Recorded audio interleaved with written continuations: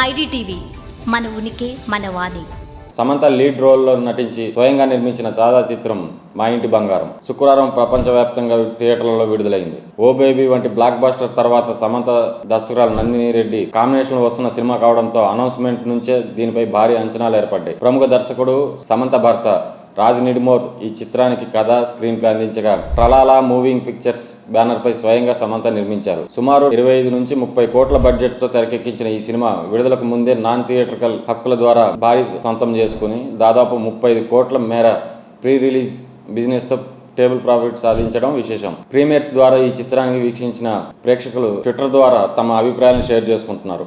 ఈ సినిమా కథాంశం విషయానికి వస్తే ఇది ఒక మధ్యతరగతి కుటుంబం నేపథ్యంలో సాగే పక్కా ఫ్యామిలీ ఎంటర్టైనర్. కుటుంబం కోసం ఏదైనా చేయడానికి సిద్ధపడే ఒక కొత్త కోడలి పాత్రలో సమంత కనిపించారు. ఇంట్లో జరిగే రోజువారీ ఫ్యామిలీ డ్రామా, సున్నితమైన హాస్యం, ఎమోషన్స్ తో పాటు ఊహించని విధంగా వచ్చే పవర్ఫుల్ యాక్షన్ సన్నివేశాల చుట్టూ ఈ కథ తిరుగుతుంది. సమంతతో పాటు గుల్షన్ దేవయ్య, శ్రీముఖి, లక్ష్మి, మంజుష, గౌతమి తదితరులు కీలక పాత్రలు పోషించగా సంతోష్ నారాయణన్ సంగీతం, ఓం ప్రకాష్ సినిమాటోగ్రఫీ అందించారు. ఇంకా మొదటి ఆట నుంచే సోషల్ మీడియా ప్లాట్ఫామ్ ఎక్స్ లో ఈ సినిమాకు సంబంధించిన రివ్యూలు సందడి చేస్తున్నాయి. ప్రేక్షకుల ముందు ఈ చిత్రానికి మిశ్రమ స్పందన లభిస్తుంది. సినిమా ప్రారంభం నుండి ప్రీ ఇంటర్వ్యూల వరకు కథ చాలా ఫ్రెష్ గా చక్కటి హ్యూమర్ తో సాగిందని ఆడియన్స్ కొనియాడారు. ముఖ్యంగా కొత్త కోడలు పాత్రలో సమంత నటన, ఆమె సొంతంగా చెప్పుకున్న డబ్బింగ్, క్లైమాక్స్ యాక్షన్ సీక్వెన్స్ ప్రేక్షకులను బాగా ఆకట్టుకున్నాయి.